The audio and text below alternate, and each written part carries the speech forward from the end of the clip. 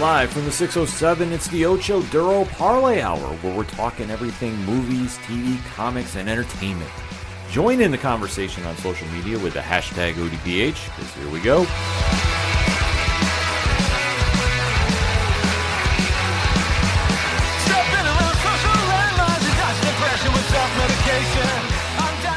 Welcome to an all-new edition of the ODPH podcast.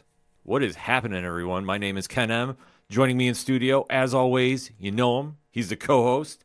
His name is Padawan J. Let me talk to you. Yeah, and boy, oh boy, oh boy.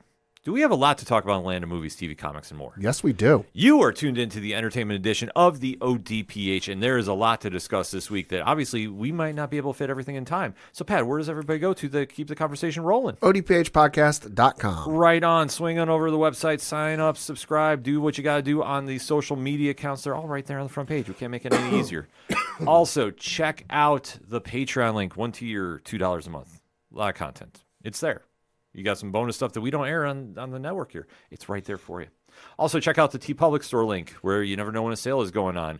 Check out the blog section, where we got reviews dropping left and right. The classifieds, which have friends of the show, such as 3FM Podcast, Dragon Master Games, Nerd Initiative, and many more. Also, the directory. Pat, how many providers do we have? 821,340. I don't dispute it, because you know what? Pat is the statistician to the stars. Also, check out the music section of the show. We got a lot of great bands that are so gracious with their music to let us play here on all the ODPH/Nerd Initiative /607 podcast networks. So we definitely want to shout out Tom Jolu, Second Suitor, Floodland, Shout of the Robots, Brian Wolff and the Howlers, and everybody else on that page, because honestly, they're doing fantastic things. You need to go follow them, go support them on their platforms as well. We like sharing the wealth here at the ODPH. And if there's anything else that is the ODPH, well, you can find it at ODPHpodcast.com. And if you're doing hashtags on social media, except Threads, because they'll throw everything off, use the hashtag ODPHpod. Kicking off this star-studded edition of the show, I think that's the only way we can describe it. Yes. We have to recap a series that is now finally approaching its finale, if you will. It's winding down. It's kind of crazy to think about with all the hoopla behind it, if I can use that word. Hoopla. But it is true when we have been waiting to see about what is the future adventures of one Rick Grimes and one Michonne in the land of Robert Kirkman's infamous, I should say infamous, but honestly, let's be honest, it is an instant classic. Yeah. Along with Tony Moore and Charles Adlard, The Walking Dead spinoff, The Ones Who Live. Mm-hmm. Because obviously the crossover from the pages of the comic book to the land of TV was a monster hit. And when you had two of the lead cast members leave the shows, respectively, around season 9 and 10. Everybody was wondering what's going to happen. We've been waiting. We've heard about Rick was going to have a movie. Then Michonne was added. Then it went down to a TV show. We didn't know what we were going to expect. And boom, it finally decided to debut. Yeah. After all this time, ratings have been very well for it. Yeah. We're not one to kind of really focus too much in on it. But it has given us a very good temp in the room. And for a show that has been, honestly, the universe itself has been kind of going on fumes the past couple of years. It's not exactly revving all engines up. The show has gone back to the ways of the comic book, and that's why I'm referencing the Robert Kirkman series, which if you haven't read the books, they're very much in a darker, depressing tone. Mm-hmm. And it's very true to form of what won people over, because honestly, a zombie apocalypse, you're not going to find a lot of happiness. No, not usually. No, and in this situation, too, you're not finding a lot of that as well. But we have to kind of break down where things have gone, and that is what we are going to be doing for this segment, because we are going to be recapping episode 4 entitled, What We? So if you're new to the ODPH, first and foremost, thank you for checking us out. Leave us a review on your favorite podcatcher. What we like to do is give you a spoiler-free statement of what we're going to be talking about. So we don't want to ruin anything for you, but you get the gist of what we're talking about, so then you can go watch it at your leisure, jump back in on this episode. Pat puts the timestamps right in the episode in the liner notes as well. Plus, we give you a countdown to duck out, because after that countdown, it's game on. We talk all spoilers. We deep dive. We hold nothing back. So you have been fair warned. So you got to do what you got to do.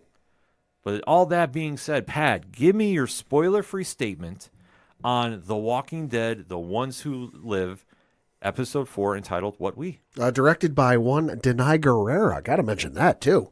No, I thought the episode was good. Almost great, but it was, You know, it was a good episode. I enjoyed it. The acting in this episode was an absolute masterclass. Mm-hmm. Holy hell. Like, phenomenal stuff. And this was more of a character development episode, you know, and I feel like it was one they needed because so much has gone on and so much has transpired in the prior 3 episodes this season. You know, honestly, for some shows, it's an entire season's worth of character progression. Yeah. But these characters haven't really had a chance to just sit down, assess, gauge where they're at, and figure shit out because they've just been go, go, go, go, go, you know, to borrow the phrase from the song, living on the edge, you know, but I thought the episode was good. This episode, you hit it right on the head. Character driven. A lot of development. Yeah. You're not going to see a ton of action per se in comparison to other episodes. I will say, I thought something for the first time I've ever seen the show, at least that I can remember. Okay. Rick was a bit of a dick in this episode. He was more so than we've seen him in recent seasons Yes. with the show. Let's be clear about this because Andrew Lincoln's portrayal of Rick Grimes has gone through many evolutions. Mm-hmm. It's gone from reluctant leader to Rictator to back and forth in that variation due to what has been going on with what community they've come across. Yep. And let alone the damage done crossing Negan's path where the body count was extremely too much for him to handle, in my opinion. Yep. So to see him get back to the Rictator and even more an extreme version of him because of how brainwashed he is. It's something. To a degree. It's something because this is not the Rick we knew. No, but it goes to show about how Lincoln's portrayal of him can win you over and how, you know, what great of an actor he is. And especially Denai Guerrero, who you touched upon directed the episode, really stepped the game up and wrote the episode, really stepped up and took advantage of the dialogue that she had prepared and really got it's something we say from time to time. When you have a pair of actors that can really bring out the best in each other, that's what you saw in this episode between Guerrero and Lincoln. Well, that's the benefit of having been together for so many years is they have been on this show. Right. But, well, The Walking Dead, I should say, not this show specifically. Correct. But it's one of those situations where they know how to really push each other's buttons to get the best performance out of them. Yeah. That's what you got here. And I know it was a lot of talking, which some people don't like. And listen, that's completely fair. That's your opinion. I thought for where it needed to go with the story, it was a very good episode. Yeah. And where it leaves off, I do have a couple questions with it. Okay. But I thought overall this was probably the best episode they did all of the 4 thus far. Mm-hmm. They really got back to why you care about these characters. Yes. And that really translated right to the end. And that's something that longtime fans of the show will appreciate more than ones that are just jumping in now. Yeah. But it's still a win nevertheless. So that being said, in 3, 2, 1, Pad. Talk to me. Like I said, I thought the episode was good. The acting from both Guerrera and Andrew Lincoln was an absolute masterclass and shows you don't need a whole cast of characters, you know, to get a story across. And all you need is some good writing, or in this case, it was great writing, and a brilliant setup. And that's what this episode was. It was fantastic. It was interesting to see the character development with these two and see kind of where they're at and what they're thinking. And like you said, it leaves me with a couple questions and wondering where we're going to go from here, but that's part of the journey and that's part of the fun.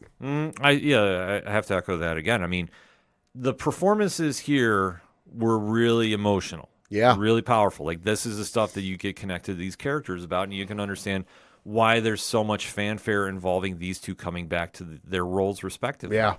You now see it here.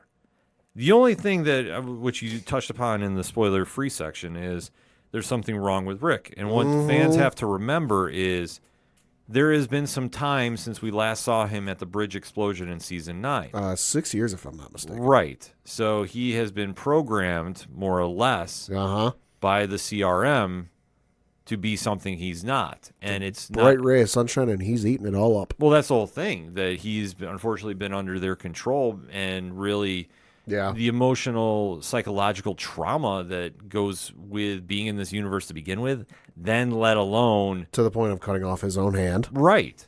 Like, you can see how broken he is. Yeah. And just whatever is going through his head. I mean, he's just, he's suffered a lot of trauma. And this really showed in this episode, too. Yeah. Until we get right to the end where you start seeing glimpses of the old Rick as well. Yeah. Because where this episode jumps in, no pun intended, is Rick and Michonne jumped out of a helicopter last episode. Yes, they did. So they wind up landing in a river that's outside a community, I believe called Greenwood. Yes. And this is more or less, I don't want to say like an incubator hub of thinkers. Sure. But it's kind of like that vein. Like, did you get that sense? I got the sense that it was a community of some rather smart individuals who were able to figure some stuff out and get ahead of the curve, as it were, where most people early on in the apocalypse were just trying to survive and trying to go from one place and find a city that worked and hadn't fallen yet. These folks had, kind of picked up the pieces and gone, all right, let's just put our brains together because we're all really smart. Let's figure this out. Let's get this working, because we're now a couple years into this apocalypse where we're at a point where armed folks, and by that I mean folks with like military weapons and such, are having to build their own bullets because they're running out of bullets. They're having to, like, I remember that was one point in the Walking Dead mainline show that they kept having to go out further and further for supplies because everywhere in their immediate vicinity kept getting basically stripped clean. But you got these folks who, I'm sorry, they have a fucking working Roomba. Yeah. Like, they've got electricity. There's a computer in the background of the room Rick and Michonne are staying in. Love this Easter egg. Running the Windows, whatever it was, Pipe's screensaver from back in the day. Like, they have got shit figured out there. Where the hell they went, I don't know, but they're not there. Yeah, like I say, it's one situation that it's a thinking hub. I know that, we've heard the term up here about an incubator hub for thinkers. Yeah. And, and planning. And, like, that's what you kind of have here, because everybody's trying to push the knowledge forward of how do you survive in this zombie apocalypse. And that's where you saw that technology as we know it today seemed like it was untouched here. Like, when you start going through these big towers that are out overlooking this river, you start seeing that when Rick and Michonne go in this room, there's a Roomba that's working. Yeah.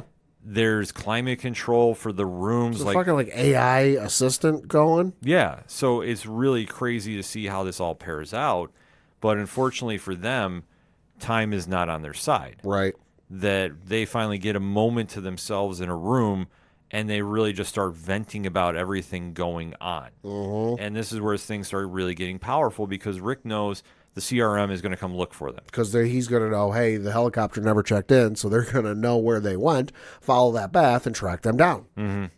So with this in his head, he is trying to get Michonne to go away again. Right. She's obviously not hearing this because she is really pouring her heart out and saying, no, I came to find you. Yeah. If you think this was so easy, I gave up my family for you. Oh, yeah, by the way, our son. Yeah, well, and this is after they've had an intimate night together. They wake up and they're like, all right, we got to figure this shit out. We got to figure out, what we're going to do. And they open the blinds of this room they're staying in. And it's a tower situation. So it's, one tower, they're in one tower, there's a tower not that far away from them. The helicopter they were in crashed into this other tower. So Rick is initially like, oh my God, you saved our lives. Michonne's first thought is, hey, we're out scot-free. Yeah, your guys are going to come looking for us, but they're going to see the crashed helicopter into the side of the fucking building because the tail engine of this helicopter is sticking out. They're going to see the fire. They're going to see the wreck and go, yeah, nobody could have survived this. So we can go off and we can do whatever the hell we want because they're going to assume we're dead. Right. And that's when Rick starts going, yeah, no, I'm not down with that. No, because he is so, for lack of a better term, terrified. Yeah. Of the CRM. They've got him scared. Well, yeah, but you have to think about what they did to him. Yeah. And he's seen firsthand for 7 years now. Yeah. Like, they literally broke him. Yeah. As horrible as that sounds, it's the truth. So when you see this happen, you're not dealing with the Rick Grimes of old. And Michonne cannot process this because she knows the Rick that everybody else knows. Yeah. So you're seeing this just friction between them, and it's leading to some powerful dialogue, and this is where you have the real emotion pour out because Michonne is yelling at him about, like, we need to go, we have an excuse, and Rick is saying, no, we can't. Yeah, what does she go? She goes, when you brought up, she mentions the son, but she first brings it up by going, we have to see our kids. And he pauses, and it's a long pause, But he goes, wait a minute, you said kids, and he, plural. Yeah. And she goes, yeah, you have a son. Mm-hmm. So it kind of starts sinking in a little bit about what is going on. But Rick is still fearful of Janice and, like I say, everything going on there. So he's still not buying in, even though, like I say, you start getting this very emotional back and forth between them. And then it ultimately boils down to Michonne walks out and says, "You know what? I can't handle this anymore." Yeah, no, she doesn't know. She doesn't know who he is, but he's sure not the Rick Grimes she knew. Oh yeah, so she's broken about it. Yeah, like that she's just like, I wasted all this time. And I mean, on the one hand, I'm thinking about it. I can understand Rick's trepidation, Rick's hesitation with doing anything because Janice knows where Rick was. And this isn't a case like with the governor or with Negan where it's simply hop in a car, make your way back, tell everybody, what's going on and get them out of there before the bad guy can show up and destroy shit. The CRM has helicopters. Helicopters are faster than any vehicle they have access to. Right. So it doesn't matter how big a lead you get. They're going to catch up, and she's going to know it ain't going to be a game of, let's follow them through the sky at a distance and keep hidden so they lead us to where they go. No, she knows where they are. She picked him up from nearby. Yeah. Start there, and, you'll find them. Right. So it's a matter of they have to move quickly if they're going to move quick. Yeah.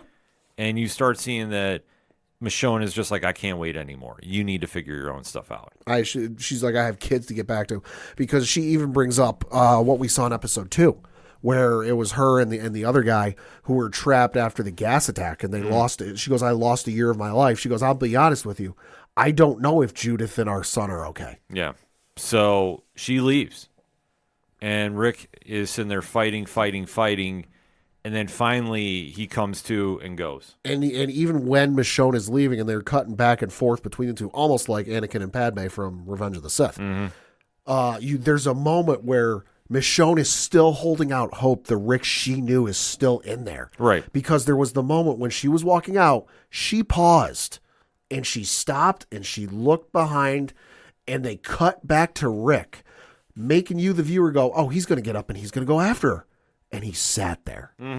Yeah, because he's just processing everything as much as he can. Yeah. And it's a situation for him where he's tried escaping before. It didn't work multiple times. He tried 4 times, one of which he cut his hand off. Yeah, so obviously he's got a lot going through his head. And I mean, and during the scene, we didn't have that much dialogue, but you could tell what Lincoln was doing. His body language was expressing so much. Actions speak louder than words. Yeah, so then when he finally goes, it's the moment the fans have been waiting for.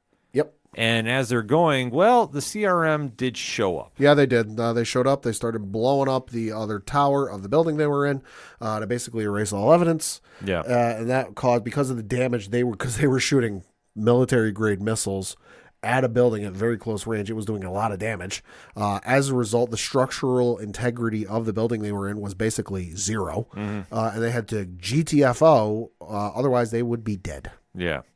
So they have to make a dramatic escape. And Yes. This is where the action came in for the sequence. Yeah. Is they're going down a stairwell, the lighting fixture crashes down and pins Michonne for a little bit. They're arguing like a married couple. Oh yeah, I mean they're back to basics. Yeah. With everything they've gone through. Yeah. This was the sign that normalcy was kicking in, if we can say that with the Walking Dead universe. As normal as things can be in this world. Yeah, so they're making the dramatic escape, fighting through zombies left and right. And, all the while they're still just dealing with everything going on. And it's a situation where Rick is now still trying to process everything that is going on. Because even before, he was revealing about the mysterious flashbacks they were having, or dreams I should say, where he kept seeing Michonne, and it was almost like the one movie where the gentleman goes back in time and keeps meeting the love of his life. Oh, yeah. I'm blanking on it. Hashtag ODPH pod. Irrelevant to that point. But it's the same kind of vibe that he's reliving his romance with Michonne.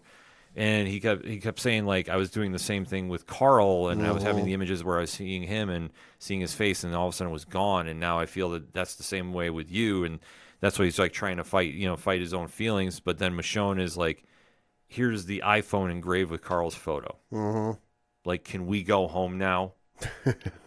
For lack of a better term. Let's knock this off. Yeah, I'm done with this. We've now fought through zombies. We've now reconnected. We've done our thing. Like, are we done here? Yeah. And Rick ultimately buys in. So they wind up making a dramatic escape in a hybrid. Yep. And they think they got enough gas to get back to Alexandria. There are, well, I think they do, because there are multiple fuel cans in that car. Right. But it's an interesting thing that you would say this is almost too much of a happy ending, because that's where the episode ends here. Because there's 2 more episodes. Right. And that's the only thing that was kind of trepidatious for me, that I'm like, this is way too happy of an ending in the Walking Dead universe. Yep. Because what I'm thinking is the CRM is going to come through and do a sweep looking for bodies. Probably. Because there should be a zombie Rick and a zombie Michonne. Or at the least, Janice is going to have them do it. Yeah, Janice is going to show up and do something. Because she's going to know Rick. She's going to know he survived in some capacity, and she's going to have them go look. Yeah. And this is where you're really going to see the next 2 episodes pick up some steam. And like I say, I don't want to say this was filler, but the big takeaway for me, and I don't know about you, Pat, this got them where they needed to be. Mm-hmm. And it's a heavy dialogue episode, a lot of powerful back and forth, because they're really figuring out, okay, who is Rick now? Yeah. Is there a, Rick and Michonne? I mean, you could call it filler. To me, think it was a conversation they needed to have, since, they reconnected in episode 2, but just Rick would not give Michonne the time of day to have that conversation, because Rick is always, the planner. He's always the leader. He's got to have a plan on top of a plan on top of a plan. And every time she would want to try and discuss something or figure something out with him, he's like, yeah, okay, we'll deal with that later, but here we got to do this thing first. Yeah. And this was the first opportunity they'd had in however many days or weeks or whatever it is, that, since they got back together, that they've finally gone, okay, let's breathe and figure this out. Mm-hmm. I know. I mean, that's what translated. Like I say, it didn't really do too much to add to the plot except for the very end. That's where I'm going with the filler point. It's one of those situations that, they needed to have this talk. They finally did. Now they're going on to wherever their journey is going to end, because in theory, Alexandria, but we'll see. Well, that's the whole thing. I think it's just too much of a happy ending. Oh, I agree. Like, they don't get close because of reasons. I don't know why. I'm fully expecting next episode, I'm driving down the interstate or a highway someplace, and it's a camera shot facing the car as it's coming down the road, and then over the hill you see a helicopter, and Flight of the Valkyries starts up. Oh, I love that. I just think it's gonna be something. I just think it's gonna be something like as small as a flat tire, like a nail in the road or something. Yeah. And it's like, really? Because it ain't going to be they run out of gas, that's for sure. Well, that's the whole thing. Unless of course, you get Flight of the Valkyries and they start getting missile shot at them and they got to dive out of that car. Yeah, that could be too. Because, we need explosions. We don't have enough on this show. Don't have enough. No, but I mean, I guess final grade on this episode, Pat? I gave it a 3 out of 5. I enjoyed the episode. I wouldn't necessarily call it filler. I'd call it more of a pivot, from the first half to the second half of this season. We'll see where we go from here. Yeah, I have to agree with it. 3 out of 5 is a very solid grade for it. I think that it did what it needed to do. Yeah. It's been something that we've been waiting for. And the one downside with the season is you gave 2 episodes focused solely on Rick and Michonne's journey to get to from point A to point B. Right. That does take up a lot of time. So now if you're going to get to the end story, you really got to speed things up. So taking the break to do this, necessary, but a hindrance at the same point. Either way, a very solid episode to check out. So do what you got to do here, folks. Hit us up on that hashtag ODPH pod. What is your thoughts about The Walking Dead? The Ones Who Live, episode 4, entitled What We? Let's have that discussion, shall we? But we're going to take a quick break. We'll be right back. You ever wondered what comics Mark from Vale Mai is into? What Zach from Left Behind's favorite MCU movies are? Well, Metalcore Nerds is the show for you. My name is Sean Mott, and here at Metalcore Nerds, we cover the latest things in pop culture, whether it be Star Wars, Marvel, DC, AEW, and everything else in between. You can listen to the show every Monday on Adobe Howl at 7 p.m. Eastern, or find it anywhere you find podcasts after it debuts on the radio station. Coming back for another segment on this edition of the ODPH podcast, and we have to deep dive into the latest entry in the final season of a Star Wars animated show that has definitely taken the world by storm, even though it has been a heavy Star Wars news week thus far. Yeah, it has. And we still got some days left in it. Pat, what are we going to be talking about? Season 3 of Star Wars, The Bad Batch. Yes, the animated saga breaking down Clone Force 99, and their last stand against the Empire has really taken off, really gone in some fun directions, and the episode that we are breaking down today had a lot going on. So we are going to be talking about episode 8, of Season 3, entitled Bad Territory. You know the deal by now if you were in the first segment. So, Pat, give me your spoiler-free statement. Thought it was a good episode. Not a whole ton going on with it, but I feel like it's setting up some stuff down the road, especially with that ending. Hint, hint, wink, wink, nudge, nudge. But no, I love the episode. Once that character came into play, the episode took off. I thought otherwise it was kind of meh. Yeah. But I agree with you. I think the ending really salvaged it and really could go in some crazy directions, depending on who's on the other line of the conference call. So a lot of good things happen, and the show has not faltered since it's returned, and this definitely keeps up that hot streak, especially because of who's involved. Yeah. But if you want to find about that, well, there's only one thing you got to do. 3, 2, 1. Talk to him, Pad. Like I said, the episode was great. It was awesome to see Fennec Shand again. Yep. Ming-Na Wen making her return to the Star Wars Hell universe. yes. It was a fun episode, a little crazy, a little, I don't want to say angsty, but it was crazy. And then the ending. Oh, boy. There's a reason we didn't see who was on the other end of that line. Right. I don't know who it is, but I got some hunches. No, because at last we saw the good guys, shall we say. They were definitely trying to go investigate what the Empire had been up to. Obviously, with Project Necromancer lying in the background, there's a little more anxiety, if you will, with... Yeah. I mean, the Empire is up to something. They know it. They're just not 100% sure what's going on. They've got some pieces to the puzzle, but they can't see the full picture. And they're just trying to figure out what the fuck is going on because, out of all of their reach and all of their power, I mean, Christ almighty, they're building a moon-sized space station in space as we speak. Yeah. That can destroy an entire planet, or will, by the time it's all said and done. Why are they after this one kid? Why are they after Omega? What is so special about Omega? And that's just what they're trying to figure out. Yeah, because the batch is really trying to figure out what's happening here. They contact Fee, who they want to get some information involving the Empire's M count. So if anybody's not familiar, Pat, what is the M count? The M count is short for midi-chlorian count, and of course, I know some people are cringing when I hear that, but that's basically how they measure a Force user's, Jedi or Sith, Force ability. And the higher the midi-chlorians, the stronger you are in the Force. And of course, when it comes to Project Necromancer, if you're not familiar with what that is a project to clone and resurrect Emperor Palpatine. They obviously need for his abilities somebody who's strong in the Force, because given his powers and given what he can do, he's not going to want to exactly go into some average Joe Schmo's body. He's going to want to go into one that's very gifted in the Force. So obviously they need to find a usable candidate that's got a high midi-chlorian count and clone that. Yeah. So the batch thinks they might know somebody that can help them out with this new information. And that turns out to be the one and only Fennec Shand. Yep. Voiced by Ming-Na Wen. Yep. And always fantastic seeing her come back, whether it's voice acting or in real acting.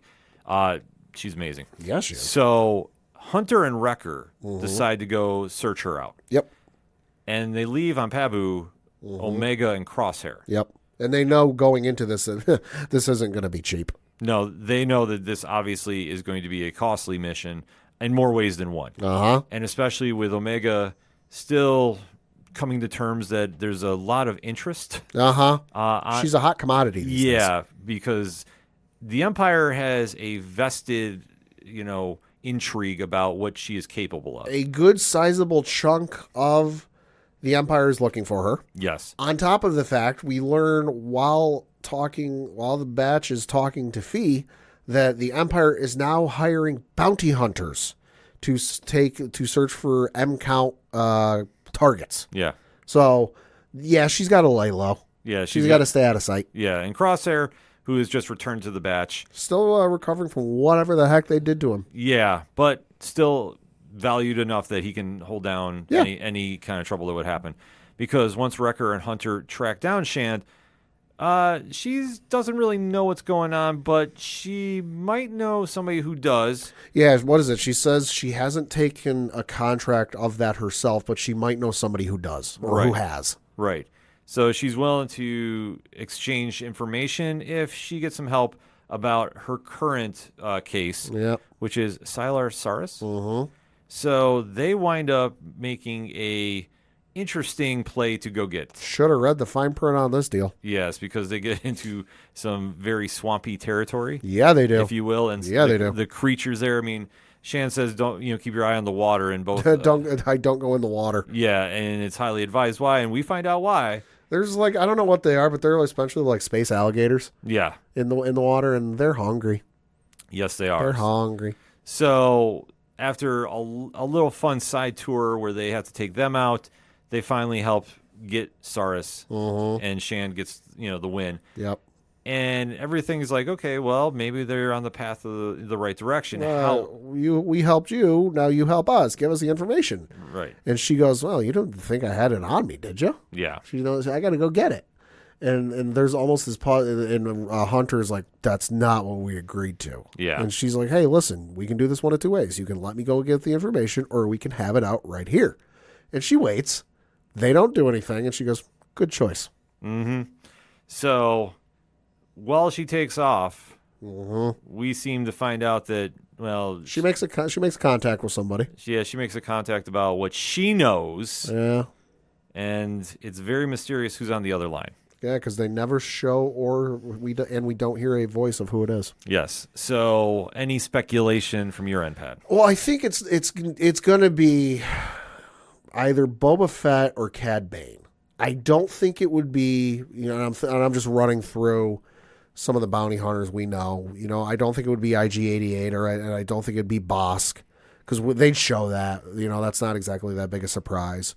Aura Singh, last we knew, was dead. I mean, she had a ship crash into the side of a mountain range in like season 2 of Clone Wars or whatever it was. Mm-hmm. So presumably Aura Singh's dead. Anybody else, it's not that big a surprise. It would make sense to be Boba. If you want to draw on some of the old canon, the expanded universe, and the old books and comics, that before Disney bought Star Wars, there were stories and there was legend how Boba Fett was like the most legendary Jedi bounty hunter in the galaxy, and nobody could catch a Jedi like Boba Fett. So they might draw on that and bring that into canon. This is where he kind of starts to establish how good a bounty hunter he is. But I think the more likelihood, because we're dealing with midichlorians and we're dealing with some crazy stuff and well established at this point, would be Cad Bane. Mm-hmm. Because, listen, it's no shade on Boba Fett. Cad Bane broke into the fucking Jedi Temple. Yeah. So it'd make all the sense in the world that she's calling him. Yeah, so we'll have to wait to see when that mysterious person decides to debut, because we don't know. We have no idea. Yeah, because the point is Omega has now helped Crosshair. She's trying. Yeah, with the meditation techniques, which is helping right now, because if they're going to be able to face whatever Shan tipped off, they're going to need 100% Crosshair. Because it wasn't just a case of Fennec saying, hey, I need some information on the Empire's M-Count contracts. She very specifically tells whoever's on the other end of the line, I just ran into some clones who are very interested on the M-Count project. Mm-hmm. So it ain't hard to put 2 and 2 together these days. Right. And that's how it wraps up, folks. Yeah. But, I mean, overall, solid episode, would you say? Very solid. I'd give it probably 3 out of 5. I'll give it 3.5 out of 5. Yeah. I'll give it a half grade, because you know what? The episode in itself is solid, but Shan's part elevates those scenes. Mm-hmm. And it really took this from being just a normal episode into something else. Yeah. It's not a, earth-shattering one, but it's one that, it stands on its own 2 feet. It really is setting up for something. Yeah. And I don't think they're going to just have Shan in there for a throwaway. Mm-hmm. So it'll be exciting times to see how the fallout happens here. In the meantime, though, hit us up on that hashtag ODPHpod. What is your thoughts about Star Wars, The Bad Batch, Season 3, Episode 8, entitled Bad Territory? Let's have that discussion, shall we? We're going to take a quick break. We'll be right back. Do you like comic books? What about movies and TV shows? Well, we may be the show for you. We're Hops Geek News, a weekly podcast that discusses comics, movies, and TV shows while featuring a beer of the week. Every week, we chat about what we messed up on the week before, and then we dive into what we're reading and watching, as well as some news. We then wrap it up with a geek-themed topic of the week. You can find us anywhere you listen to podcasts by searching Hops Geek News. Cheers. Coming back for a very special segment on this edition of the ODPH podcast. We saved the best for last this week. Yeah, we did. because it has been a long time Been a while. since we saw the Children of the Atom return to the animation screen, picking up where they left off Mm-hmm. in 1997. Mm-hmm. Oh, man, oh, man, oh, man. This has been a long-awaited project for Marvel Animation. Debuted today as we are recording on Disney+.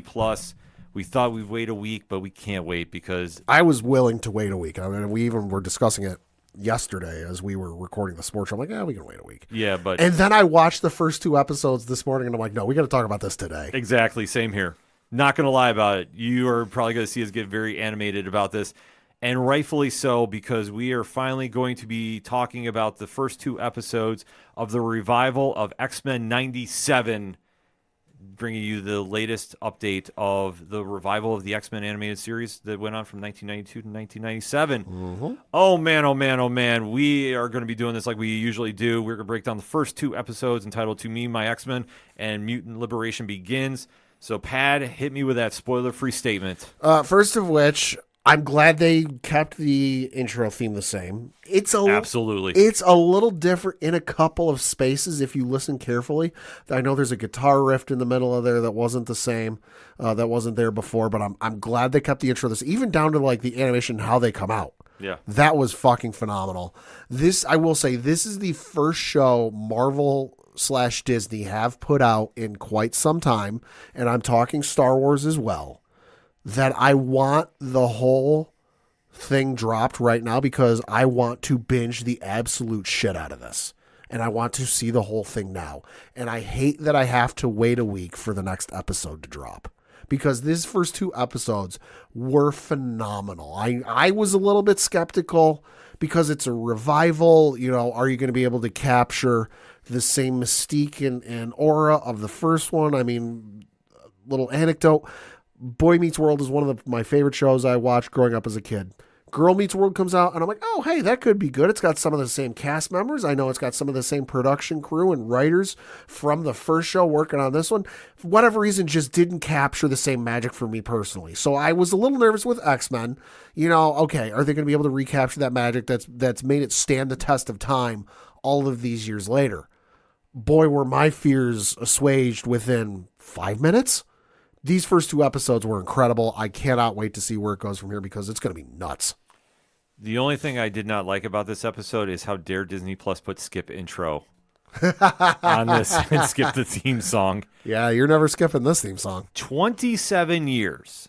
That's how long we've waited to go back to this universe. Yeah. And if anybody is not sure why this is so impactful, this is Marvel's Batman the Animated Series. Yeah, I think it came out before Batman the Animated Series. No, 92. If anybody taking a little trip back in time, in the 80s and 90s especially, the X-Men were the hottest thing in comics. No questions asked. This is pre-MCU. This is literally the best of the best was working on the X-books. There was like 20 of them a month. There was a lot. It was insane of how much was going, but they were all selling. Like, this was literally Marvel at the time. Spider-Man was doing its own thing. Clone Saga, we don't need to go there today. The Avengers were, in my opinion, an afterthought. Right. So the X-Men was the one brand that carried the line, and especially when they did their big re-up and split the teams into the blue and gold brand. And we had Jim Lee on the book, and you had the Birth of X-Force with Rob Liefeld, and where every title went from there. The series really captured the best of that era, right, and brought it out. They actually pulled off a successful Dark Phoenix adaptation. Yes, they did. Which live action, unfortunately, has not been able to do. Holy shit, these came out around the same time, so I did some digging. Episode 1 of Batman the Animated Series, The Cat and the Claw, Part 1. 93, right? 92. Okay. First aired on Saturday, September 5th, 1992. X-Men the Animated Series, Episode 1, Night of the Sentinels, Part 1, aired on Saturday, October 31st, Okay. 1992. So these were going on at the same time, which I got to admit, I'd forgotten. Yeah. The other one of 2, because I was curious if these came out around the same time, Spider-Man the Animated Series would not come out for another 2 years. Right. That first episode, Night of the Lizard, would debut on Saturday, Saturday, November 19th, 1994. And because I also knew this was a thing, I had to look it up. Iron Man, the animated series, did not come out until also 1994. Yeah, the Iron Man one, well, that was syndicated, if I wasn't mistaken. I think so. Yeah, no, because they used to pair that. Yeah, that one started airing on Saturday, September 24th, 1994. Yeah. Those are the Marvel ones I remember from growing up around the same time. Yeah. No, because I remember Iron Man and Fantastic Four were like a separate thing, and then Hulk was in the mix anyways. Yeah. Because honestly, what you remember about this, kind of circling back to what we're going to, the X-Men set the bar. Yeah. When they did this on Fox, they set the bar. Yeah, because you think about other adaptations and other cartoon shows before that, especially like Super Friends in the 70s. Mm-hmm. You had the characters there and you had their arch villains and whatever, but it wasn't ever anything necessarily super crazy. It was like, oh, hey, we're going to steal, the money from the mint. We're going to capture the mayor and hold the city ransom. It was kind of the stuff of the era that like you're used to. And even into some of the stuff with like the G.I. Joe and stuff from the 80s. And I'm not shitting on G.I. Joe by any means. But you look at what was in the content of the episodes compared to the stuff you see in the 90s with Batman, with X-Men, and all the other, and Superman the Animated Series, and Justice League, and everything else that came out around the same time. It's a night and day difference. And this was the first time with these two shows, because they came out around the same time, that I think the writers of both shows went, all right, we know this is going to be for a multi-generational audience. This isn't just going to be something kids watch. This is going to be something that parents watch with their kids because they grew up on the cartoon or the comics of the age, and now they want to introduce their kids to it. I mean, hell, this is how I got into the characters, was these cartoons. Yeah, and they turned around and went, let's not treat them as if they're stupid or childish. Let's make it serious. and especially too with the X-Men. I mean, they took some of the classic stories and brought them to life. Yes, they did. Even dabbling around introducing certain characters like Morph. Yeah. So when you can pull off that magic, I mean, there's a certain level where you're scared to go back because you don't want to tarnish the legacy. Yeah. I mean, that's why I don't think we'll ever see another Batman cartoon like we saw with Batman the Animated Series. No. I think that one is the most iconic one. I don't think you might see an influence here and there, but never a direct sequel. I don't think. And in this situation too, this is a very interesting project that Marvel decided to do. Yeah. So to see them come back and do this, it's simply extraordinary. Yeah. See what I did there? I did. So that said, I mean, what can you say about this other than this is such a breath of fresh air? Oh my God. As far as Marvel animation goes. And they've had some other solid shows too. Avengers Assemble comes into play. Yeah. But to go back and capture the essence and the feel of the animated series, and literally it seems like other than a little dip in here with animation styles to a degree, Yeah. this is picture perfect. We picked up literally right where we left off. About a year after, but yeah. But I'm excited to get into it.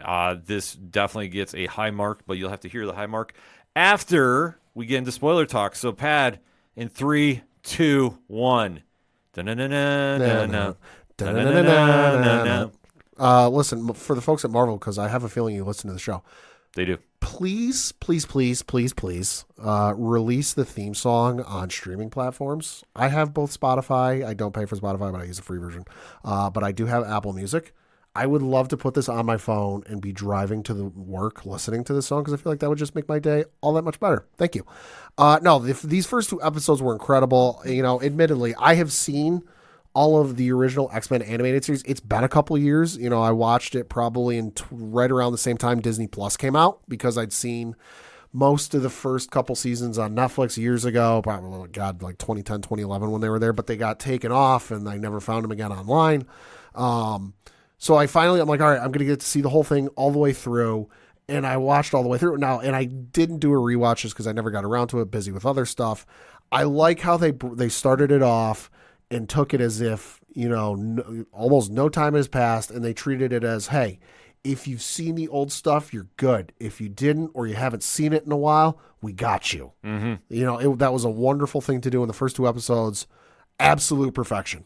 Yeah, I fully agree. Like, this was so new viewer friendly and seasoned veteran watcher friendly too. Yeah. Because where we jump in, it's a year since the Professor Xavier assassination. Uh-huh. And the public has really more or less gone along the same idea of Xavier's dream of mutants and humans living in co-humanity. Well, now they're being a little more receptive to it. Yeah, like I say, it's a little more along the same lines. Mm-hmm. And one of thing that has lingered around has been the Friends of Humanity. Yeah. And this is a very anti-mutant militant group. In the comics was actually led at one point by Grayson Creed, the son of Sabretooth. And That doesn't surprise me. yeah, which, I mean, that's a whole different ball of wax right there. But you have this group appear, and they do kidnap a mutant named Roberto, who we do know from the comics as Sunspot, one of the original New Mutants on the original team of the 1980s. Yep. So you do see this big action sequence involved where the X-Men make the save. Storm comes crashing through the skyline. Looked amazing as all hell. Cyclops, one of the most badass entrances. Jesus. And, you know, for anybody that complains about him being boring and what such, like, within the first 5 minutes, he's already won you over. Yep. Completely. So they wind up making a dramatic save along with Bishop, who's still with the team at Yeah. this point. So Reasons? Well, I'm sure we'll find out. Yep, but you know what? Not mad at all. No. Not mad at all. So during this melee, though, they do find out the Friends of Humanity have Sentinel technology. They're using what look like Mega Man cannons Yes. on their arms, but they're Sentinel cannons, and they've also got a freaking arm of a Sentinel in there, despite the fact that all of the Sentinel tech should have been destroyed. Mm-hmm.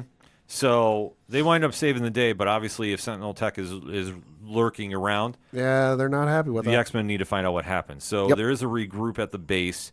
And you do see one thing that the show does, you know, explore a little more than I think you've seen in other iterations. Uh-huh. You do see the family dynamic and the normalcy of the mutants. Yeah. Because you have a great sequence where Rogue and Gambit are working on making lunch. Yep. They weren't there. They were more focused on lunch. Yeah. Wolverine's playing basketball or, you know, being outside. So you do see like that more normalcy play in the factor. And then plus they have also introduced that Jean Grey is fully pregnant with who will be eventually Cable in due time. So you do see the time has definitely passed and the X-Men are not where they were at one point. But Cyclops comes back and he, obviously, if you know his history in the comics, he has always been Xavier's most loyal student. Yep. He is fully bought into the dream. Now, granted, in recent years, he's kind of swayed toward the Magneto side of things. Yeah. But that's an evolution of character, and there's been reasons for it. But this kind of throws back to that original Cyclops. Yep. And he's not handling what has gone on in Xavier's passing, that there still needs to be an X-Men. There still needs to, you know, to uphold the dream. There's still a hope for this fight. Yes. And, I mean, that's something that will always be a theme with X-Men stories no matter what. Yeah. And that it's one of their best themes. They don't quit, even, you know, like I say, the dream, until the dream is reality, nobody wakes up, so to speak. So, that being said, they have to figure out, okay, somebody's got this tech out there. There's one person that would have it, and that's Peter Henry Gyrick. Yep. Who is the one who killed Xavier. Yep. So they wind up going to confront him in prison. Jean Grey does a mind sweep of him. All the while, Scott is there, Cyclops is there trying to convince him, hey, give us the information. Because I think he, if I remember right, he said he's in there for 25 years. His sentence is 25 years.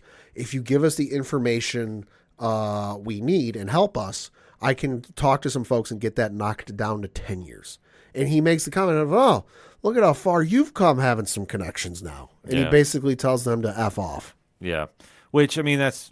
Not a surprise. No, if you've ever read anything involving Henry Peter Gyrick in the 80s, yeah, he's one of the worst. And it doesn't matter if it's Avengers or X-Men. He's about as friendly and nice as sour milk. Yeah, but what happens with Jean is she gets the information.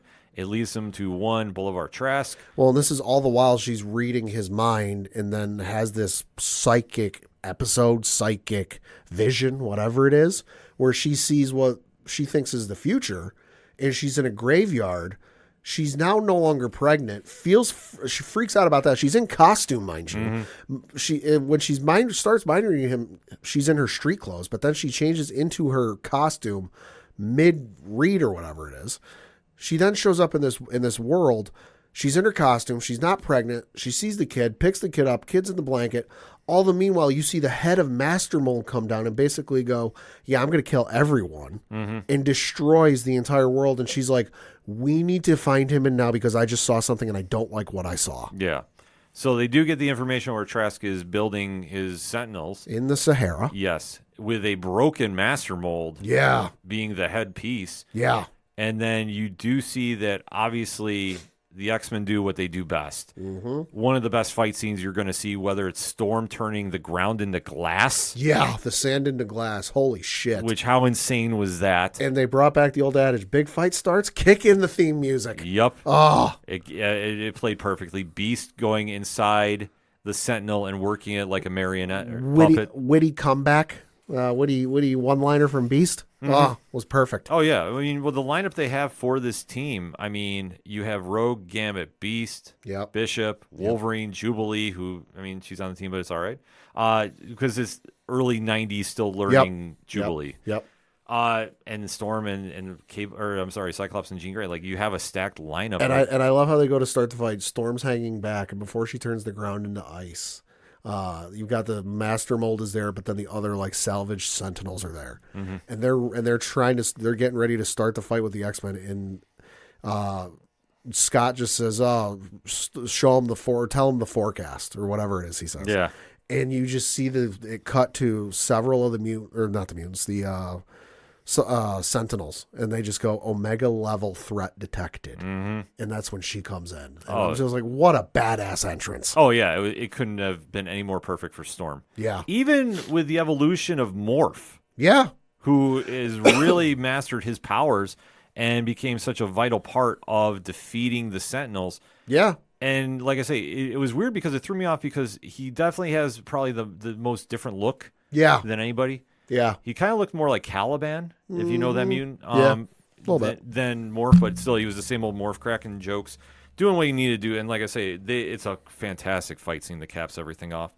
So once they defeat Trask and it's turned over, the X-Men are the public heroes. Yeah. So we're indebted to you, the X-Men, yet again. And this is where Cyclops goes back to the X Mansion. Yeah. And him and Jean have been pondering about taking off to raise their son in peace. And they're obviously nervous about this because they're two of the originals. Can the team survive without them? Right.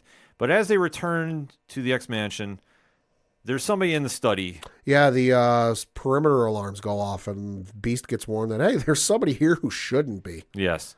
And as they go inside the study, they find out that somebody has the last will and testament of one Charles Xavier. And that is who, Pad? Magneto. Yes. So this ends episode 1. We do find out that Xavier has left everything, and I mean everything, to Magneto. Well, this plays right into the comics. Yeah. I mean, as much as Xavier and Magneto have been enemies, they've been the best of friends too. Yeah. And they both want the best for mutant kind. They just have different approaches to do it, to put it mildly. Yeah. And Magneto has done this in the comics occasionally, but most importantly around issue 200 of Uncanny X-Men, right, where Xavier was presumed dead. A different story than what they're doing here on the show. I believe he was in the Shi'ar universe at the time. Like he was considered dead and gone. But Magneto decides to pick up Xavier's dream, and is willing to sacrifice everything he's done to honor his fallen friend. And that is what you get here, because the X-Men are in shock to see him, and he basically says, Xavier left me everything. You're my X-Men. We're going to continue his dream. And Jean and Scott are stunned by this because obviously they've had the most interaction with him. Yep. And they're saying, well, you know what, we might have to put everything on hold to keep an eye on him right now to make sure everything's on the up and up. And one of the actions that Magneto does is he is transporting mutants to Genosha for protection. Now, Genosha has always been a mutant safe haven. Yep. So this is a situation where he is, shipping the Morlocks there too. And there's, like I say, if you know anything about the Morlocks, who were big, had more of a bigger profile, I would say, in the 90s run. Yeah. Featured in a couple more episodes in 80s. the cartoon. Yeah. Right. So you see that they go there. And Because obviously, Magneto, that's how the second episode starts, is Magneto goes and saves them. Mm-hmm.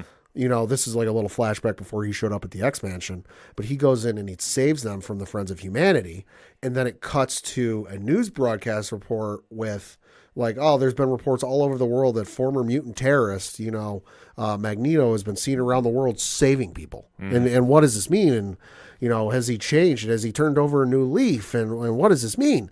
And then it cuts to a military planning room based someplace. They look about as thrilled as you would expect. oh yeah, well, you have to think that way. Magneto has almost killed the human population how many times? It's a long rap sheet. Yeah, which, I mean, that's just how he's been, is just he's willing to make sure the mutants stay alive by any possible way, and he's not afraid to cross a line, and that's what makes him such a compelling villain. Yeah. Because his motives are true. Yeah. And they're not exactly evil, but And he brings that up later in the episode. yeah. But it's something that obviously the X-Men, it goes against the dreams that they've been doing. So it is a situation where they have to kind of adjust, and especially with him acting differently than we've ever seen him. Yeah. And if anybody has any questions about his costume, that is the one they did in the 80s. Yep. And they kept it, which I was shocked at, because I was like, I dig it, though.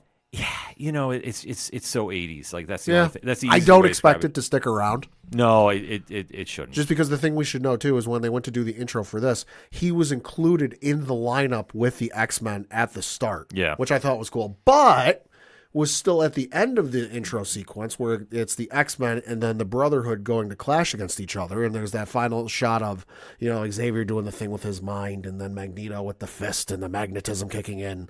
But he was still in his old costume. Yeah. So I don't doubt he'll go back to that at some point. Well, I mean, obviously, if you know the comics, he does. So, but there's reasons he will, and I think they're going to go this route just after what we've seen here, because they decided to recreate, I believe it's X-Men 200 itself, where the trial of Magneto, where he puts himself in front of the UN, and he goes, if you all don't believe me, I'm willing to do this. Yeah, because what is it?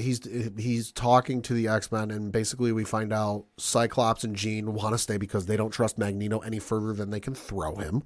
And then we find out that while he's there, helicopters show up. Yeah. And it turns out it's a UN task force or whoever it is. They never outright say, but I think it might have been the UN. But they show up on the doorstep of the Xavier Institute, and Magneto's ready to throw hands and let's go. Let's fight this out. The rest of the X-Men are like, hold on, we don't, these are the good guys. We don't fight with the good guys. So the forces come out. Mind you, they've taken precautions. It's astounding how they figured out where the hell he is, by the way, because he's only been on the scene for maybe 5 minutes.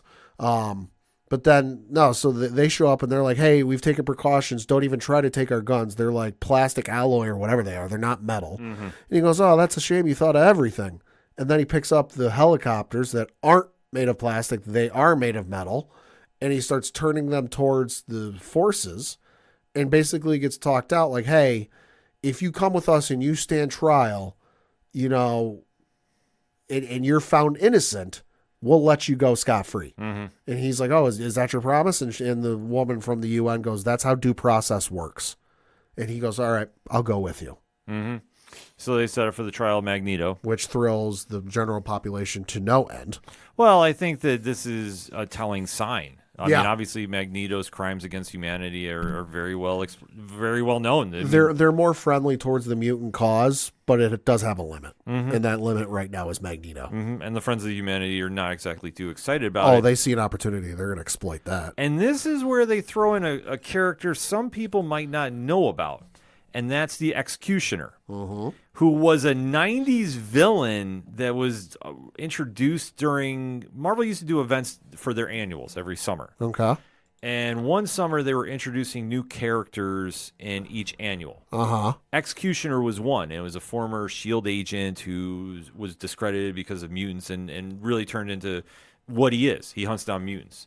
And he would be more or less like the easiest equivalent, but not the same type of character, Prometheus for DC. Okay. Looked it up. He first showed up, Executioner showed up in the Uncanny X-Men Annual number 17 from June 1993. Yep.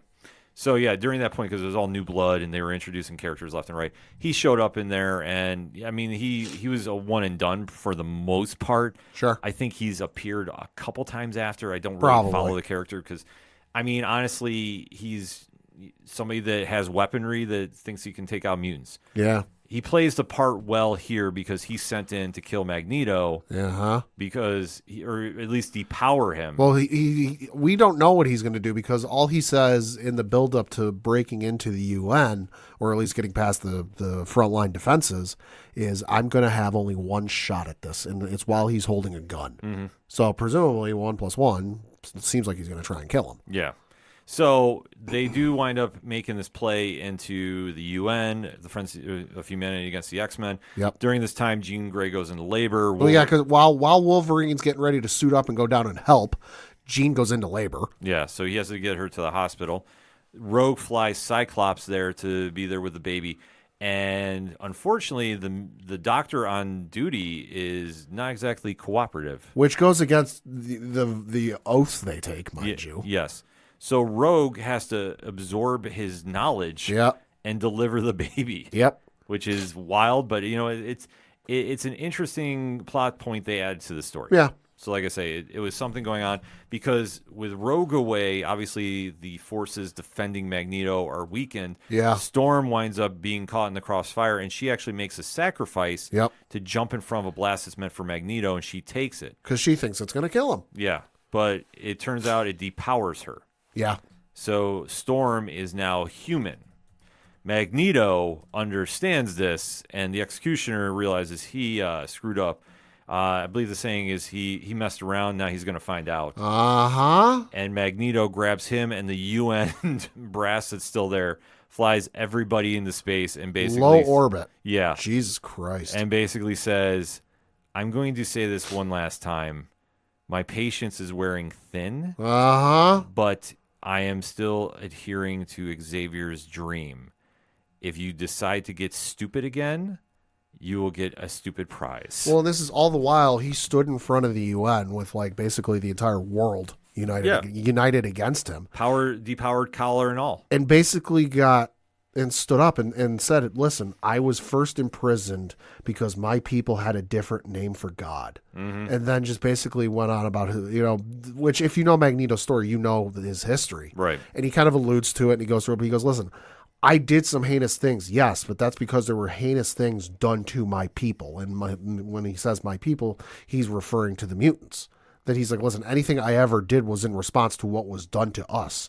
And he basically lays out, like, yeah, you came up with power dampening collars, and you came up with all these special prisons and stuff, and you threw people in there unjustly without a trial. Like, you expected me to just lay down and take this? Yeah. No, like I say, Magneto hit it right on the head, but he also, like I say, was illustrating his point about how committed he was to honoring Charles' legacy. Yeah. So he does get this pardon, and he's now free to go do what he needs to do for the X-Men. Meanwhile, you have Jean Grey, obviously giving birth to one Nathan Charles Summers, a.k.a. Cable, for a future episode. And you do have a surprise at the end. Now, Storm leaves because she's now a human, needs to find herself. Yep. And this does play into the story Life Death, which I didn't realize was the name of the one way back when, but this is all dealing with her powers. So viewers are going to be in for a real treat when this goes down. Right. So she has now left the team. It appears Sunspot is staying because Jubilee has talked him into at least. Well, I don't think he's staying. He's going to stay in contact. Yeah. He gives her his card and basically says, "Hey, you ever need me? Here's my card." Yeah, but like I said, I got a feeling he'll be sticking around a little bit longer than we could thought. be. But that being said, they get a surprise at the door. Well, yeah, because Jean's reading off the letter to the X-Men, and we're seeing Storm leave. And Morph makes the comment, "Don't worry, she's just got to figure some stuff out, get her head sorted, and then she'll be back. She'll be back by the end of the week." Mm-hmm. The doorbell rings, and he goes, "Oh, hey, what do you know? Ahead of schedule. She's already here." And he opens the door, and he goes, "Hey!" And then he goes, "Oh," because at the door is Jean. Yes. Or, as comic fans know, that's Madeline Pryor. Probably. Now, the question I have is, okay, if anybody is not familiar with the story of Jean Grey, Madeline Pryor, and Scott Summers, it is the definition of messy. It literally is. Mm-hmm. But there's a key point that is missing from this story from the comics. And that key point is Jean Grey was dead. Right. In the Hudson Bay River after the Dark Phoenix saga. Okay. She was in a cocoon. She was gone. Presumed dead. Scott Summers left the X-Men, and he wound up marrying Madeline Pryor. Bum, bum, bum. Who is revealed later to be a clone of Jean Grey. Bum, bum, bum. By Mr. Sinister. Bum, bum, bum. Who's in the title sequence? Yes. So It's not a spoiler. If you pay attention, you see him. Yeah. So I don't understand how they're going to explain point A to point B.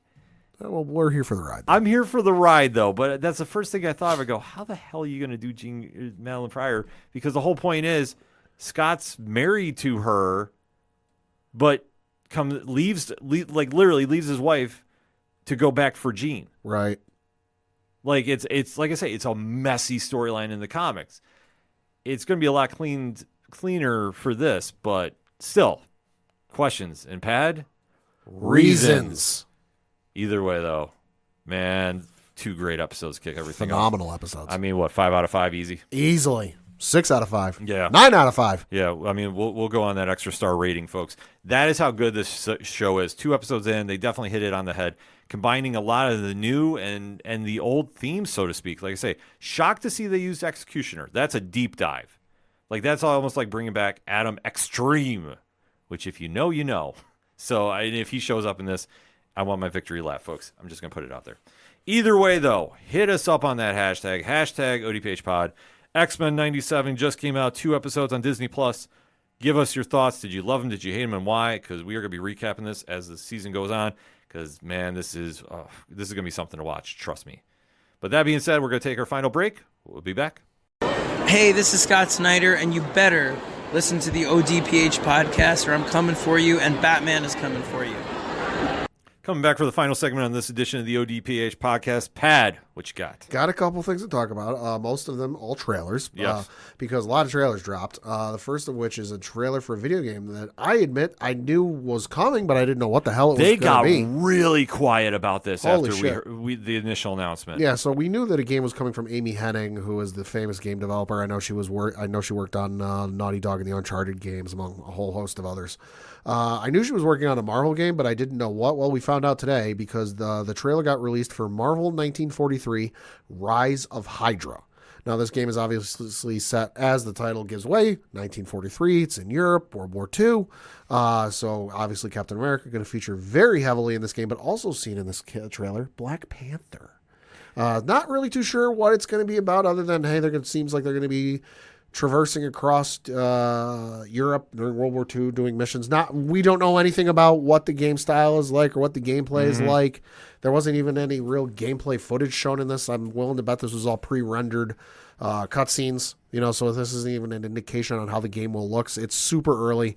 We did get a release date of 2025 as the release date, so keep an eye out for more, but I'm interested. I will say that. I'm all in about this. Yeah. This looks great. Then we got a trailer for the upcoming film from 20th Century Studios, that being Alien Romulus. Of course, this is the next movie in the Alien franchise, or the description I'm reading off the 20th Century Studios YouTube video. It says, quote, the sci-fi horror thriller takes the phenomenally successful Alien franchise back to its roots. While scavenging the deep ends of a derelict space station, a group of young space colonizers come face to face with its most terrifying life form in the universe. The film stars Kaylee Spaney from Priscilla, David Johnson from Agatha Christie's Murder is Easy, Archie Renault from Shadow and Bone, Isabella Merced from The Last of Us, Spike Farron from Aftersun, Eileen Wu, Fady Alvarez from Evil Dead and Don't Breathe, directs from a screenplay he wrote, and frequent collaborator Rodo Sayugas from Don't Breathe 2. So it looks interesting. It looks like it's a back to basics for the Alien franchise, not necessarily in the Prometheus or whatever the hell the next one was called. I forget what it was called. Alien Covenant, I think is what it was called. Looks more like it's more back to the, hey, there's guys in a really tight, cramped space and the aliens are hunting them. It looks okay. Yeah. Like I've never been a huge Alien fan per se. Yeah. Like if that's your fandom, cool. Like I'm not taking a shot by any means. Right. But for me, it looks okay. Sure. Like, I'm not saying I need to see more. Yeah, I mean that's my whole thing too. Like I want to see some more out of it. Like it looked okay. Like I can't. I hate repeating myself like that. But that's the honest truth. It just looked okay. Yeah, no, I mean, I haven't seen the original Alien movies. I did see Prometheus, which I enjoyed the fuck out of. That movie was incredible. Oh, yeah. I did see Alien vs. Predator as a kid. Liked it as a kid. Now, not so much. And then we won't even talk about the Alien vs. Predator sequel. But then the sequel, Alien Covenant, after Prometheus, that was Like, I saw it. I didn't hate it. I haven't really seen it since, so it's kind of how I am. But no, I might give this one a shot. We'll see. I need to see more. And then last and certainly not leastly, we got the trailer for the next Star Wars live action series that is dropping on June 4th. I believe, yes, it is. It is a 2-episode premiere, and that is The Acolyte. Yes. Oh my God, this show looks fucking amazing. Of course, it has Carrie-Anne Moss in it, who you know from Matrix fame, among a whole host of others. This show, I cannot wait. Should also note, because it's been well documented all over the internet the last couple of days, did not use the VFX wall, whatever the hell that thing is called, that they used for Mandalorian. Did their own thing. Interesting. Yeah, no, it looks really good, though. No, that looks like it's living up to the hype. I can't see Yeah. how that falters, honestly. Now, the thing people should keep in mind with this is set during the High Republic era of Star Wars.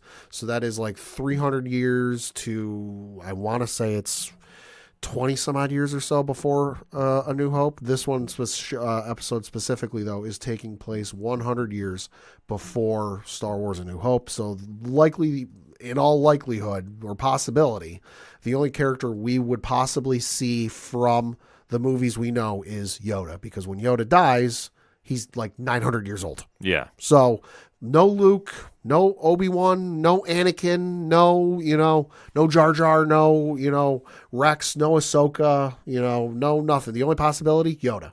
So we'll see what happens. I'm super excited, though. This looks dark. It looks brooding. Yeah. I'm all in. Like this is something different, and if you know me well, I like seeing different things. I am excited too, because I know the Star Wars website put out like some little character descriptions of some of the characters and what they're about and whatnot. And the one character I know they said has a light whip, which if you're a fan of the old comics and books from the expanded universe days, should be very excited. Basically, it's a lightsaber, but it's a whip. And I'm super fucking excited to see them actually bring that into any form of production, because my knowledge, that was only ever in the books and in comics. They never used it in like a video game or certainly a movie or TV show. Yeah. So the fact we're going to get a light whip in Star Wars in live action, fucking give it to me. Yeah, no, I'm all in about this. And then lastly, certainly not leastly, it was announced by the folks over at HBO, Max, whatever the fuck you want to call it these days. Warner Brothers Discovery. Yes, Warner Brothers Discovery, that season 2 trailer is going to be coming tomorrow as we record. So that is going to be on Thursday, March 21st. And then we also got a really cool poster for season 2, which of course is coming in June. Can't wait to see this. Matt Smith is the best on this show. Yeah, he Just is. saying. So anybody says otherwise, I know Julio from the Contrarian is going to shoot a line in. He knows Matt Smith is literally the franchise of this show. Yeah. I'm excited to see what we're going to get. I mean, obviously, it's been a while. It's been a while. So we got to kind of see if they can recapture the magic. I think so. I mean, they've taken their time. I mean, obviously there's some other stuff going on. There's some other stuff that happened in between season 1 and now that hampered things. Yeah, but Yeah. It's good to see what we're going to get coming back. And like I say, Matt Smith in Yep. his role on this show is phenomenal. Uh-huh. So we have got to talk some comics. Yes, we do. And actually got some late-breaking news here from Marvel. Hey. Shout out to our friends over at Marvel Comics sending the press release to us. A new Goblin rises to take out the Sinister Six in Amazing Spider-Man 51. Is it MJ because she's tired of Peter's shit? They have not said, but according to the press release, and we're quoting everything from that via Marvel Comics, Amazing Spider-Man 51 kicks off a transformative arc for Zeb Wells' hit run that debuts a shocking new Goblin born from the sins of Norman Osborn. So the art looks good. Ed McGuinness is on it. Sinister Six lineup looks very, very classic, so I'm excited to check this out. When it drops in June, so June 5th is going to be a big day if you're into Spider-Man. Very excited to see what we're going to be doing there. Should be exciting. Then for my comic picks this week, from the folks over at DC, you've got Nightwing, issue number 112. Is Tom Taylor still writing? For now, yes. Yes, he is. So it's still fucking incredible. This one reads, Nightwing continues to struggle with his recent woe. Why can't he leap? And what's causing it? And Batman continues his investigation into it. Is he any closer to figuring out the root of this new dilemma before there are some serious consequences? Plus, part 2 of the period saga. Around 7 centuries ago, the Grayson name was born, a child of the Black Death. The story of revenge reaches its epic conclusion. It's like you said, it's Tom Taylor. Tom Taylor, can't go wrong. Yeah, that series has been on point ever since. So. Then from Brian Buccellato, it is Justice League versus Godzilla versus Kong, issue number 6. This says, the best-selling clash between the DCU and the Monsterverse continues as a mysterious beacon is activated and is drawing Godzilla and his Titan brethren toward it. But who, or what, controls the beacon? What secret has Lex Luthor kept under wraps that could change the dynamic of the entire battle? I know they kind of gave away the lead, but I was hoping it'd be like Mr. Mxyzptlk just for shits and giggles. Yeah. No, this series has been so good. Buccellato is killing it on this. Yeah. Also has another big book out this week, Midlife, number 6 for Image Comics, too. You definitely want to go check that out as well. Then lastly, and certainly not leastly from the folks over at DC, Superman issue number 12 from Joshua Williamson.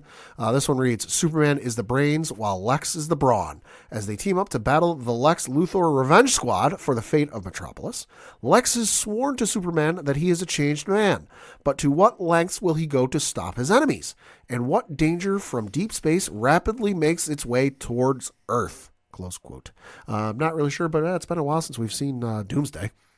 I don't know. I mean, obviously, there's a lot of stuff between now and Absolute Power. Yep. So I don't want to overshoot and say Doomsday. But I will say this. What Joshua Williamson has been doing with this, and I know he's had a couple different artists on it as well, they've been killing this. Right. This is one of the best Superman runs I've seen in recent memory. Then switching over to the folks over at Marvel, you've got Invincible Iron Man issue number 16 from Gary Dugan. D-Day is here, and there is absolutely a main event. Iron Man versus Fei Long.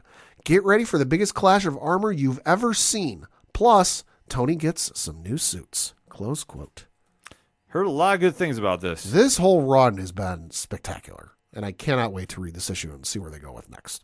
Then you've got Resurrection of Magneto, issue number 3 from Al Ewing. This one reads, Falls the Shadow. In the cold, dark rooms beyond death, there are terrible things. Annihilators, adversaries, and a king of shadows who seeks a new soul to live in. The time of easy miracles is over. For Storm and Magneto, all roads back to life are hard, and this is the hardest road of all. This series has been a very, very trippy one. Uh-huh. And it appears, I mean, I'm guessing because, like I say, I have not read the last issue. I'm thinking that's Shadow King. Probably. Which, I mean... King of Shadow, yeah. You got to think, like, there's a lot of... With bringing somebody back from the dead the way they're doing it in that series, there's a lot of moving parts, to put it politely. Right. I wouldn't doubt he's involved. Then for the folks at Marvel and Star Wars, you've got Jango Fett issue number 1. Yes, folks, Jango Fett's getting his own mini-series here. This one reads, Jango Fett embarks on a brand new mission as seen in Star Wars Revelations. Ethan Sachs, who worked on Star Wars Bounty Hunters, and Luke Ross, who did work on Star Wars War of the Bounty Hunters and Star Wars Dark Droids, team up to continue the legacy of one of the greatest bounty hunters, Jango Fett. A bounty to find, a mystery to solve, a treaty at risk, all this with Aura Singh in the mix. Cannot go wrong when it's Star Wars, and especially Jango Fett. Jango Fett's underrated these days. Very underrated. Very underrated. Then over with more Star Wars, you've got Star Wars The High Republic, issue number 5 with Kevin Scott. Monster and Apprentice, an exciting new arc begins. Lightsabers clash as Keeve Trennis finally finds what she's been searching for in the Nihil Occlusion Zone. What is the secret to the ancient ruin? And can Keeve trust Lorna D when she needs her the most? The Jedi's deepest fears manifest as a face from the past makes a shocking appearance. Spoiler alert, don't trust Lorna D any further than you can fucking throw her. Just my opinion. Then from the wonderful folks at Dynamite Comics, Gargoyles issue number 10, Greg Weisman still writing. This one reads, At last, the Manhattan Clan is reunited, and it's a good thing too, as they're going to need all hands on deck to prevent New York's crime bosses from combining their resources to wreak havoc on the city. It's the final issue of this series, as well as a prelude to new adventures to come. Super excited to read this. This whole run with Greg Weisman has been fan-fucking-tastic. No, like I say, this is right up your wheelhouse, and I've heard nothing but good things from other Gargoyles fans about Yes. this. Like I said, everybody's really in love with this series. Yes. My picks this week, going to DC Comics yet again. Arguably the best superhero comic on the block, Batman Superman World's Finest. So this is number 25. And this is an interesting take because a couple issues back, Mark Waid and Dan Mora did, there was a fill-in artist for Dan Mora, did the first meeting between Superman and Batman. Okay. This time for 25, we go back and we meet the first appearance of Lex Luthor and the Joker. Oh. And it's a fun story there. Like, it's really something cool to see play out. So if you're into that, like I say, it's classic vintage storytelling. It's a lot of good things there. And the backup story involving Wade and Mora there is setting the tone for what's coming on the next arc. So very cool stuff there. Over at Image Comics via Skybound Entertainment, Cobra Commander number 3, Joshua Williamson, Andrea Milana. Like I say, they are killing it on the series. This one is the one that's more horror-based, and there's a lot of intense moments here. I love what they're doing here, establishing how crazy Cobra Commander is. It's seriously right up my alley. This is what you need to do for Cobra, so I love seeing that. And anything they're doing, Energon Universe is absolutely killing it. And then over at Comixology Originals, Duck and Cover number 3, Scott Snyder, Javier Albuquerque. And this is the wild story that's based in the 1950s where a nuclear blast goes off. It's set in the Cold War time, so there's a lot of crazy things happening. Yeah. And this spirals, man. Like, this goes into a lot of different directions. So I am telling you right now, this is going to be one you don't want to miss at the digital shops. And speaking of digital shops, too, I definitely want to give a shout-out to our sideshow, Turn a Page on Nerd Initiative YouTube. Yesterday, we talked to Jason Lowe, who is the artist behind the All-Nighter, which is also out in Comixology Originals and is out via print via Dark Horse Comics. And he is the writer of The Sentry, Pad. Ooh, really? Yes, which your reaction said it all. I actually really love this story. Okay. And you know why I'm giving you that reaction. Yeah. What's my take on The Sentry? You love him about as much as you do, what is it, Fake Cap. I'm Yep. blanking on the name. And Ben Reilly. Yep, my trifecta of snappable heroes. Send me a DM, and I will tell you where to mail any of those books to Ken. Yes, and I will tell you where to go recycle them because, in all honesty, though, what Jason did with this run for The Sentry, he did a really cool take on it. It's not involving the character of Bob Reynolds per se, but you'll understand it as you read it, and I really love the direction he went in. It was a great conversation, so definitely go check those books out at the comic shops. Go check out the video on Nerd Initiative, and, maybe I'm saying one of these days, we might have to talk, maybe we'll do like a charity thing. Like, we'll raise some money, and then we'll do a deep dive into like a Ben Reilly story on Nerd Initiative, Turn a Page. We'll do something fun like that. But either way, hit your comic shops this week because, honestly, there's nothing better than walking into a comic shop on a Wednesday and seeing all the new comics and going picking up and then having those healthy discussions on social media. Like if you go over to odphpodcast.com, because if it's anything and everything, it is the ODPH. That's where you can find it. That's it for this week of entertainment. So, Pad, tell the folks a final farewell. Thank you. I'm your host, Ken. Thank you as always for listening to the ODPH podcast. We'll see you next time.